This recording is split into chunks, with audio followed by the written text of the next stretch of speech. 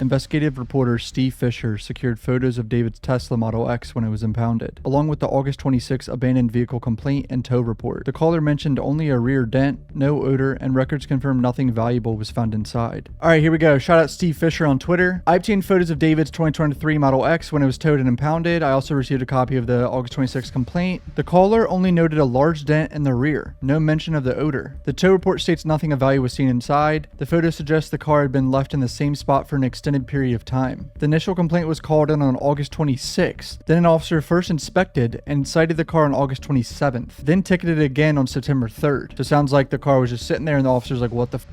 It's still here. And we already put a ticket on it, and they had to do it again. And then towed and impounded on September 5th. The report also notes that there were no wants on the vehicle, meaning it was not reported stolen at the time. So yeah, there's a lot of misinformation about that. David reported his car stolen. That's just false. I've seen no real evidence of that being true. This car was not reported stolen, and it was near his house. I've redacted certain details, including the license plate from photos and report. Now let's examine these photos, boys. So obviously it looks like shit because it hasn't been cleaned, but look at this damage. I know it's really bad to speculate because this is a young girl's life taken way too soon, and she was manipulated straight up. Why is there so much damage on this vehicle? And it gets me thinking, did something happen in this car? Some sort of fight in the car that led to them hitting something or something like that. But look at this. So they clearly swiped something with this area of the car. This whole chunk of the car is gone.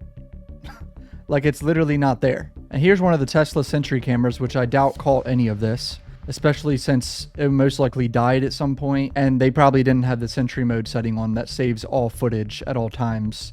I really doubt it. And here's where it gets even more interesting. What's going on here with this spoiler? Why is it like taped up, and not to mention the huge dent on the back? Let's take a zoom in on this. So it's clearly taped up. This looks like the spoiler got split in half and they taped it together.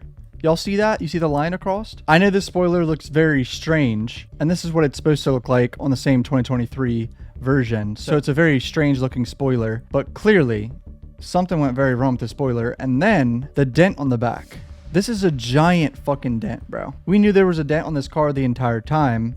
I think that was reported very early on, but this dent is huge. It leads me to believe, what if all this damage has something to do with how Celeste passed away? All right, here we go. Hollywood, state plate, Texas, complaint.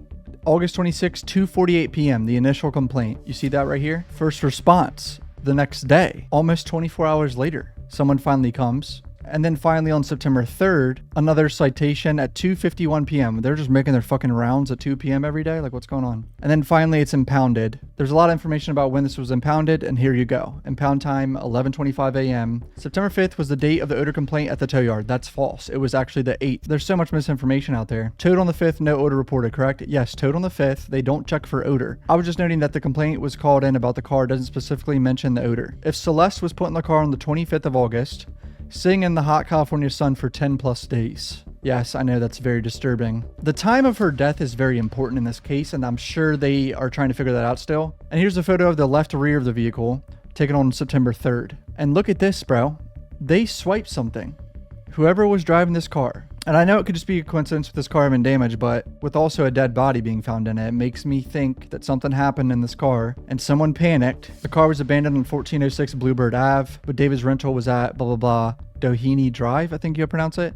Yes, but it's literally less than 100 feet. I was there yesterday and it's very close. Towed on September 5th in LA County, they cannot tow a vehicle for being abandoned unless a parking enforcement officer has visited the car at least 3 times over 72 hours and it hasn't moved. So when you call in a complaint, they come out and put chalk marking down and then come back and check it a couple days later to see if it moved at all. Any idea what the media said the neighbors called complaining about the odor? They very well may have, but it wasn't noted in the complaint. The parking enforcement person may have smelled something and just not thought it was from the car. Keep in mind, the last people expect is that there's a body in the front trunk. Oh my God, how long has my camera been frozen? I look like a fucking idiot. I really hope that wasn't a long time with the camera being frozen. Dude, it hasn't frozen in like 6 months.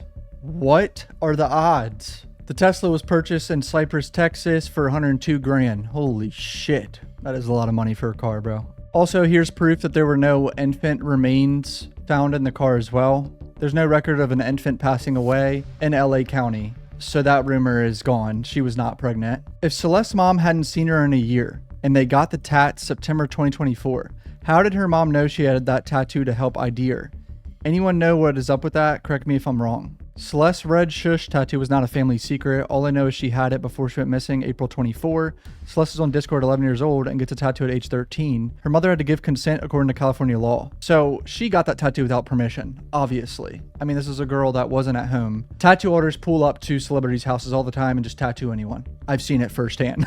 Like, they're just throwing around tattoos for $100, $200, $300. Like, they don't care about the age. Shout out Steve for all this information. I've had a few different people directly connected to Celeste reach out to me. According to them and to other family and friends they've spoken with, the last time anyone had contact with Celeste was in July. Wow, that is crazy. One possibility to consider in the death of Celeste is that there are no homicide charges yet. If Celeste suffered an overdose and they panicked and hid the body because it would expose David as a PDF file, then that would be abuse of a corpse and concealment of an accidental death, not homicide. While manner of death, natural, homicide, accidental, S-word, undetermined, can be ruled at any time, the cause of death will not be determined until the toxicology results are back, which could take 60 to 120 days. A crime absolutely happened here. LAPD also gave this statement. Prior to the official identification of Miss Rivas Hernandez, the following description was on the website. The decedent was found severely decomposed inside a vehicle on 9/8/2025. She appears to have been deceased in the vehicle for an extended period of time before being found. We are unable to determine her age or race or ethnicity.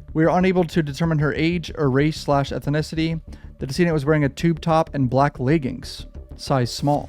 She has wavy black hair. Jewelry includes yellow metal stud earrings and yellow metal chain bracelet. So it's pretty much confirmed now that she was not dismembered. I think TMZ started that rumor by taking it from a smaller website that was not verified and just running with it. I do not personally agree with the dismembered narrative that is circulating.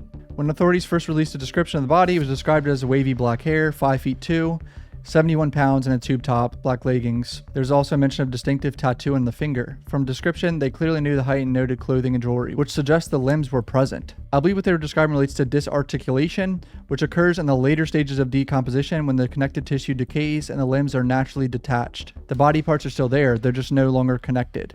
Oh my god. When this whole thing first came out and there was a body in his front trunk, I was like, how the fuck did someone fit in that? And I remember saying to my girlfriend, that has to be a very small woman or a child.